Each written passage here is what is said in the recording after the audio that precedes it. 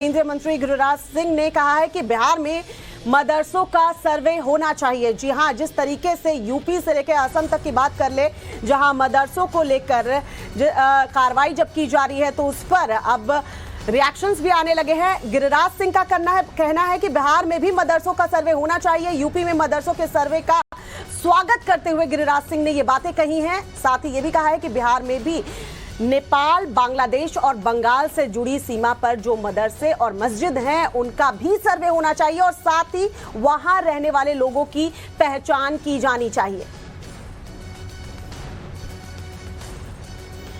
मैं योगी जी को धन्यवाद देना चाहूंगा कि योगी जी उत्तर प्रदेश बगल के सीमा से जुड़ा हुआ है, नेपाल की सीमा से जुड़ा हुआ है और बिहार का भी वो पूरे मदरसा का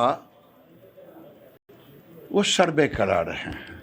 कई लोगों को पेट में दर्द हो रहा है, ओबेसी जैसे लोगों को पेट में दर्द होने की जरूरत नहीं है। अगर वहाँ का मुख्यमंत्री चाहता है कि मुसलमानों को अच्छी शिक्षा मिले, लेकिन ओबेसी को दर्द कुछ और है कि कहीं ये तो ना पता चल जाएगा कि कौन बांग्लादेशी है, कौन रोहिंग्या है। आज जरूरत है बिहार में भी सीमावर्ती इलाके में, चाहे वो नेपाल के बॉर्डर की सीमा हो, चाहे बांग्लादेश बॉर्डर की सीमा हो, चाहे बंगाल से जुड़ा हुआ सीमा हो, सारे सीमा पर मदरसों की जांच होनी चाहिए, मस्जिदों की जांच होनी चाहिए। कौन लोग उसमें रह रहे हैं, क्या कर रहे हैं, भारत के खिलाफ कर रहे हैं या भारत के पक्ष में कर रहे हैं, इसकी समीक्षा होनी चाहिए, इसका सर्वे होना चाहिए। कुल मिलाकर स्थिति है कि मदरसों को लेकर उत्तर प्रदेश से असम तक कोहराम मचा हुआ है। उत्तर प्रदेश की योगी सरकार ने दरअसल फैसला लिया कि मदरसों का सर्वे करवाया जाएगा ताकि मुस्लिम छात्रों को बेहतर शिक्षा मिल सके।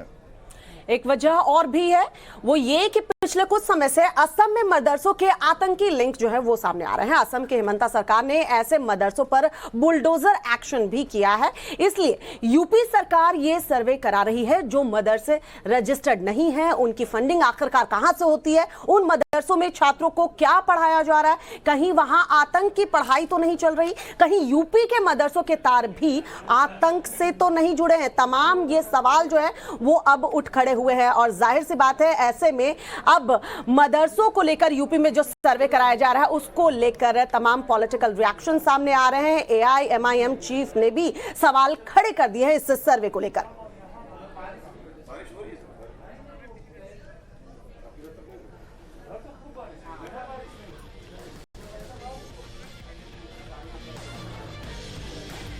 तो उत्तर प्रदेश में योगी सरकार ने फैसला लिया है कि उत्तर प्रदेश में गैर मान्यता प्राप्त मदरसों का सर्वे करवाया जाएगा। सरकार ने सभी जिलाधिकारियों को साफ निर्देश दिए हैं कि गैर मान्यता प्राप्त मदरसों का सर्वे करवाया जाएगा।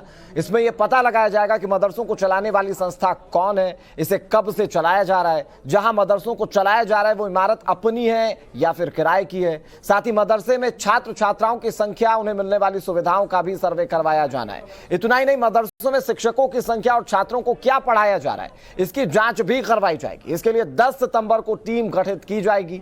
5 अक्टूबर तक सर्वे का पूरा काम होगा, जबकि 28 अक्टूबर को शासन को रिपोर्ट सौंपनी होगी, यानी कि इसको चरणबद्ध तरीके से अंजाम दिया जाएगा। लेकिन कुछ राजनीतिक पार्टियां इसे धर्म विशेष से जोड़कर देखती हैं और इसको लेकर ही सियासत हो रही है। दरअसल गिरिराज सिंह को हमने आपको सुनाया था कि वो कैसे अब इस पूरे घटनाक्रम को लेकर बिहार में भी लागू किए जाने की बात कर रहे हैं, लेकिन उत्तर प्रदेश में हो रही कार्रवाई को लेकर इतना हो हल्ला है। अगर बिहार तक कार्रवाई पहुंच जाएगी तो सवाल यह कि क्या विपक्षी पार्टियों की ओर से सवाल नहीं उठाया जाएगा, जबकि उत्तर प्रदेश की सरकार इस बात को पूरी तरह से साफ कर चुकी है कि यहां पर किसी भी तरीके से कोई परेशानी इस बात को लेकर नहीं है कि मदरसा चल रहा है, बल्कि सिर्फ अच्छी शिक्षा के लिए यह फैसला जो है वो लिया गया है।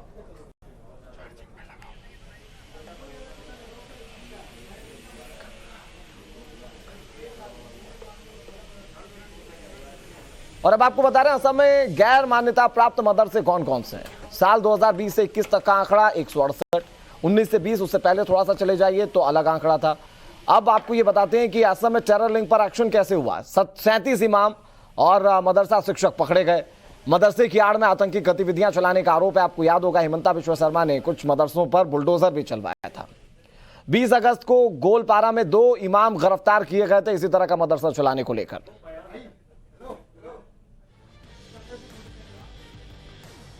तो अब तक किस तरह से कार्रवाइयां की गई हैं, फैसला क्या लिया गया, यह सब कुछ हम आपको समझाने की कोशिश कर रहे हैं। लेकिन उत्तर प्रदेश की सरकार के फैसले के बाद हाय तौबा जिस तरीके से मचाई जा रही है, सवाल यह खड़ा होता है कि अगर शिक्षा व्यवस्था को या शिक्षा पद्धति को बेहतर करना है तो उस तरह के सवाल क्या उठाना वाजिब है, जबकि सरकार अपनी मंशा को साफ कर चुकी है। साफ गोई से सरकार ये कह चुकी है कि हमें कोई दिक्कत नहीं है मदरसे से, हम ये चाहते हैं कि वहाँ पर शिक्षा व्यवस्था अच्छी हो, इस बात का आकलन हो कि वहाँ पर शिक्षा कैसी मिल रही है, शिक्षा का स्वरूप क्या है, ताकि हम इंफ्रास्ट्रक्चर पर और जोर देते हुए उसे बेहतर कर सकें।